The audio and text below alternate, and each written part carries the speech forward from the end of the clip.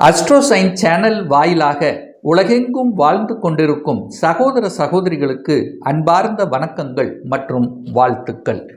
இன்றைய பதிவு செவ்வாய் பெயர்ச்சி பலன்கள். கடகராசி அன்பர்களே, செவ்வாய் பெயர்ச்சியால் என்ன பலன், என்ன நன்மைகள்? அதாவது கன்னி மனையில் இருக்கக்கூடிய செவ்வாய் பகவான் துலாமனைக்கு பயிற்சி ஆகிறார். அப்போ அந்த துலாமனையில் எத்தனை நாள் இருக்க போறார் அப்படின்னா 35 நாட்கள், அதாவது 27/10/2025 வரை அமர்ந்து கொண்டு தன்னுடைய பலனை கொடுக்க போகிறார்.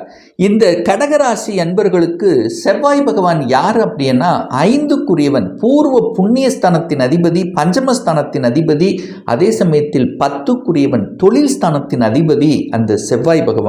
அப்போ இந்த கடகராசி அன்பர்களுக்கு இருக்கக்கூடிய 9 கிரகங்கள்ல ராஜ யோகத்தை தரக்கூடிய ஒரு கிரகம் அப்படின்னா அது செவ்வாய் பகவான் தான் சொல்லணும். அந்த செவ்வாய் பகவான் இப்போ உங்க ராசிக்கு 4ஆம் இடம் என்று சொல்லக்கூடிய சுகஸ்தானத்தில் அமர்ந்து கொண்டு தனது சமசப்தம பார்வையாக 10ஆம் இடம் என்று சொல்லக்கூடிய தொழில் ஸ்தானத்துல பார்வைப்படுகிறார்.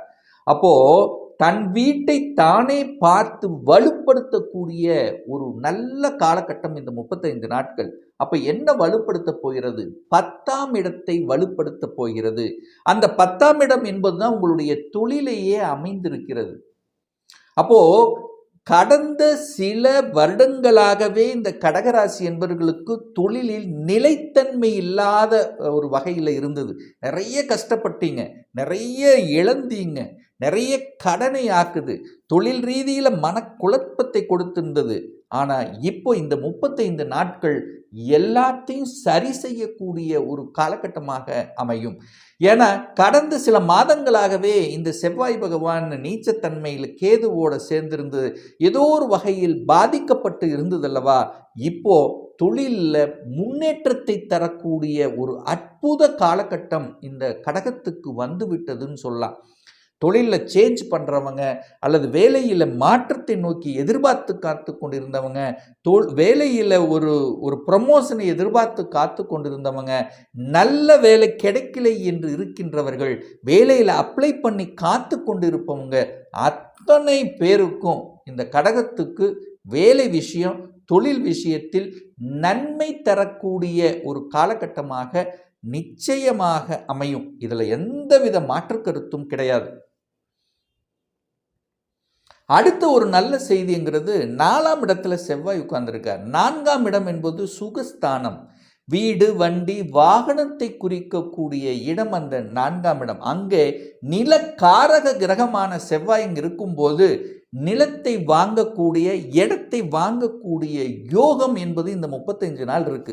யாராவது இந்த கடகராசி என்பவர்கள் ஒரு இடம் வாங்கணும், ஒரு நிலம் வாங்கணும் அப்படின்னு தேடி அலைந்து கொண்டு இருக்கின்றவர்கள், ஒரு 3 மாத காலமான அதுக்கான முயற்சி எடுத்துட்டு இருக்கிறேன், அது சக்சஸே கொடுக்கல என்று இருக்கக்கூடியவர்களுக்கெல்லாம் இப்போ இந்த 35 நாட்களில் உங்களுக்கு அமைந்துவிடும். நிலம், இடம் அமைந்துவிடும். இதில் எந்த மாற்று கருத்தும் கிடையாது. ஏன்னா 4ஆம் அதிபதியாக இருக்கக்கூடிய அந்த சுக்கிரன் தனக்கு 11ஆம் இடத்தில் உட்கார்ந்துருக்கார். அப்போ அங்கேயும் ஒரு நன்மை இருக்கு. அப்போ சுக்கிரனுடைய வீட்டில் செவ்வாய் இருக்கும்போது நிலம் சார்ந்த விஷயங்கள், இடம் சார்ந்த விஷயங்கள், வீடு, வண்டி, வாகனங்கள் சார்ந்த விஷயங்கள் நன்மை பயக்கும். அப்போ ஒரு மிகப்பெரிய ஒரு இடம் உங்களை தேடி வரக்கூடிய அமைப்பு இந்த காலகட்டம் உண்டு. அப்ப இடம் சார்ந்த விஷயத்தில் நன்மை கொடுக்கக்கூடிய ஒரு செவ்வாய் பயிற்சியாக இந்த கடகத்துக்கு நிச்சயமாக அமையும். அதுல எந்த மாற்று கருத்தும் இல்லை.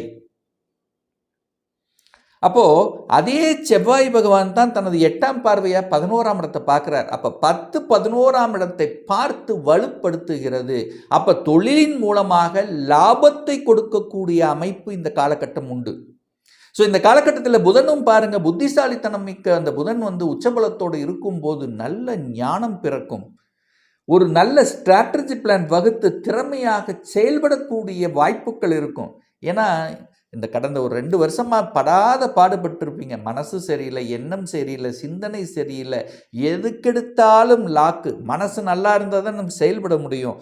ஸோ இப்போ கடகராசி அன்பர்கள் இந்த காலகட்டத்திலிருந்து இந்த செவ்வாய் பெயர்ச்சிக்கு அப்புறம் இந்த செப்டம்பர் மாதத்திலிருந்து நன்மை பயக்கக்கூடிய, அதுவும் செப்டம்பர் மாதம் 15ஆம் தேதிக்கு அப்புறம் உங்களுக்கு உங்களுடைய செயல்பாடுகள் அப்படியே வேகம் எடுக்கும். ஏன்னா செவ்வாய் என்னாலே வேகக்காரன், வேகமாக உக்கிரமாக விரைவாக செயல்படக்கூடிய தன்மை கொண்ட கிரகம் அந்த செவ்வாய் பகவான். அந்த 4ஆம் இடத்திலிருந்து உங்களை இயக்கப் போகிறது, உங்களை வெற்றி கொள்ளப் போகிறது, உங்களை செயல்படுத்த, அதாவது ஒரு தன்னம்பிக்கை கொடுக்கக்கூடிய ஒரு காலகட்டமாக இந்த காலகட்டம் நிச்சயமாக இந்த கடகத்துக்கு அமையும். மிக முக்கியமாக இந்த செவ்வாய் பகவான் பார்த்தீங்கன்னா தன்னுடைய சொந்த நட்சத்திரமான சித்திரையில் பிரயாணம் பண்ண போகிறார். எப்போ? 13/9/2025 22/9/2025 வரை தன்னுடைய சொந்த நட்சத்திரத்தில் பிரயாணமாகக்கூடிய அந்த காலகட்டத்தில் உறவுகளால் நன்மைகள் நடக்கப் போகிறது. இரத்த பந்த உறவுகள் மூலமாக சில கனெக்டிவிட்டி நல்லா இல்லைன்னா இந்த பீரியட் நீங்கள் புதுப்பித்து கொள்ளலாம். புதுப்பிப்பதற்கான வாய்ப்புகள் சந்தர்ப்பங்களை தேடி வரும். ரியல் எஸ்டேட் சார்ந்த துறையில் இருக்கின்றவர்களுக்கு இந்த காலகட்டமே சொந்த நட்சத்திரத்தில் பிரயாணம் பண்ணுறார். அப்போ செவ்வாய் கூடுதல் பலம் பெறுகிறது. அப்போ ரியல் எஸ்டேட் செய்து கொண்டிருக்கக்கூடிய அத்துணை கடகத்துக்கும் நல்ல அதாவது ரியல் எஸ்டேட் நிலம் சார்ந்த இடம் விற்பனை செய்பவர்கள், ஸோ இந்த இடம் நிலம் சார்ந்த விஷயத்தில் நன்மை உண்டு. அதிகாரம் சார்ந்த விஷயங்கள், அட்மினிஸ்ட்ரேஷன் சார்ந்த விஷயங்கள் சிறப்பு பெறும். நிறைய பேர் டாக்டர்கள், அது சர்ஜரி செய்யக்கூடிய டாக்டர்கள், இந்த டாக்டர் சார்ந்த விஷயத்தில் இருக்கின்றவர்களுக்கும் நல்லது நடக்கும். நெருப்பு சம்பந்தப்பட்ட, சிகப்பு நிறம் சம்பந்தப்பட்ட விஷயத்தில் இருக்கக்கூடிய அத்தனை பேர், கட்டிடம் சம்பந்தப்பட்ட, இதெல்லாமே சிறப்பு பெறக்கூடிய ஒரு நல்ல காலகட்டமாக இந்த கடகத்துக்கு நிச்சயமாக அமையும். அடுத்தது பார்த்தீங்கன்னா இந்த செவ்வாய் பகவான் சுவாதி நட்சத்திரத்தில் பிரயாணம் பண்ணுறார். இந்த சுவாதி அப்படின்னாலே ராகு பகவான். ஸோ எப்போன்னா 23/9/2025 12/10/2025 வரை ராகுவனுடைய நட்சத்திரத்தில் செவ்வாய் பகவான் பயணம் பண்ணுறார். அந்த ராகு பகவான் எங்கே இருக்காருன்னா 8ஆம் இடத்துல இருக்கார். ஸோ 8ஆம் இடம் என்பது ஒரு வலி வேதனையை கொடுக்கக்கூடிய இடம்தான். ஸோ அந்த காலகட்டம் கொஞ்சம் கவனமாக இருக்கணும். கொஞ்சம் அலைச்சல் திருச்சல், டென்ஷன், ப்ரெஷரை கொடுக்கும், கோபப்பட வைக்கும்.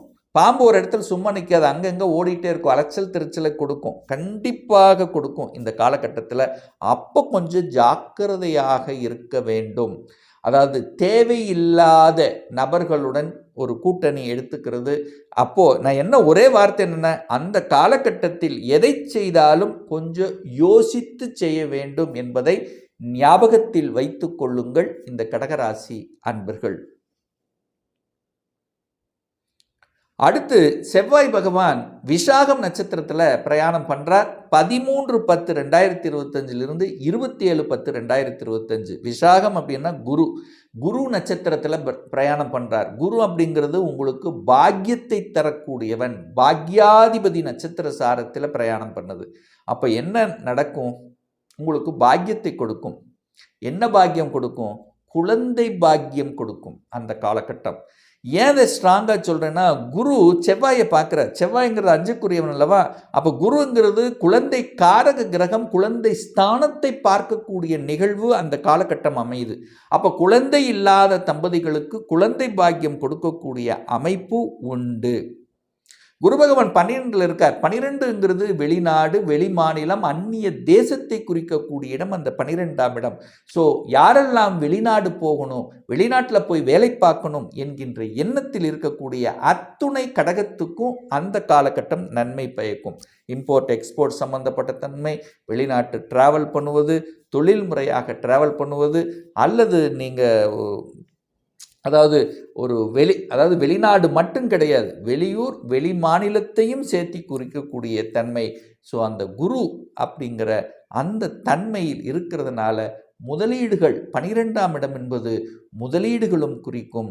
12ஆம் இடம் என்பது வெளியில் நகரக்கூடிய அந்த இடத்தையும் கொடுக்கும், ரகசியங்களையும் குடிக்கும். இந்த சிபிசிஐடி, ஸோ இந்த மாதிரி இருக்கின்றவர்கள் கூட ஒரு நல்ல ஒரு கனெக்டிவிட்டி அந்த டைமில் இந்த சிஐடியில் இருக்கக்கூடிய அத்துணை கடகத்துக்கும் நன்மை பயக்கக்கூடிய ஒரு காலகட்டமாக நிச்சயமாக அமையும். அப்போ இந்த கடகம் இந்த செவ்வாய் பெயர்ச்சியில் உயர்வை சந்திக்கக்கூடிய ஒரு காலகட்டம், தன்னம்பிக்கை கொடுக்கக்கூடிய ஒரு காலகட்டம், ஒரு மிகப்பெரிய இடம் உங்களுக்கு இந்த இடம் நிலம் சார்ந்த விஷயத்தில் அனுகூலத்தை தரும். ஒரு இன்ப அதிர்ச்சி என்ன, திடீர்னு குழந்தை பாய் கிடைச்சிரும், திடீர்னு வேலை கிடைச்சிரும். ஸோ நினைத்து பார்க்க முடியல, ஒரு நல்ல சந்தோஷத்தை கொடுக்கக்கூடிய ஒரு காலகட்டமாக நிச்சயமாக இந்த கடகத்துக்கு அமையும் என்று சொன்னால் அது மிகையாகாது. ஒரு பர்சனல் கன்சல்டேஷன் எடுத்துக்கணும், ஒரு சுயஜாதகம் பார்க்கணும் என்று விருப்பமுடைய அன்பர்கள் டிஸ்பிளே தெரியக்கூடிய நம்பருக்கு வாட்ஸ்அப் மூலியமாகவோ ஃபோன் கால் மூலியமாகவோ தொடர்பு கொண்டு நேரடியாகவோ அல்லது ஆன்லைன் மூலமாகவோ கன்சல்டேஷன் எடுத்துக்கலாம். நம்முடைய அலுவலகம் கோயம்புத்தூரில் அமைந்துள்ளது. அதாவது கோயம்புத்தூரிலிருந்து மேட்டுப்பாளையம் செல்லும் வழியில் வெள்ளக்கிணர் பிரிவுக்கு அருகில் அன்னபூர்ணா ஹோட்டலுக்கு அருகில் அமைந்துள்ளது. பிரியர் அப்பாயின்மெண்ட் வாங்கிட்டு நேரடியாக கன்சல்டேஷன் எடுத்துக்கலாம். நிச்சயமாக இந்த பதிவு ஏதாவது ஒரு ரூபத்தில் உங்களுக்கு யூஸ்ஃபுல்லாக இருக்குங்கிறதுல எந்தவித மாற்று கருத்தும் இல்லை. நம்முடைய சேனலை நீங்கள் ஃபர்ஸ்ட் டைம் பார்ப்பவர்கள் என்றால் மறக்காமல் சப்ஸ்கிரைப் பண்ணிக்கிங்க. பக்கத்தில் இருக்கக்கூடிய பெல் பட்டன் மற்றும் ஆல் நோட்டிஃபிகேஷனை கிளிக் பண்ணும்போது நான் போடக்கூடிய அடுத்தடுத்த பதிவுகள் உங்களுடைய நோட்டிஃபிகேஷனில் வந்து சேரும்.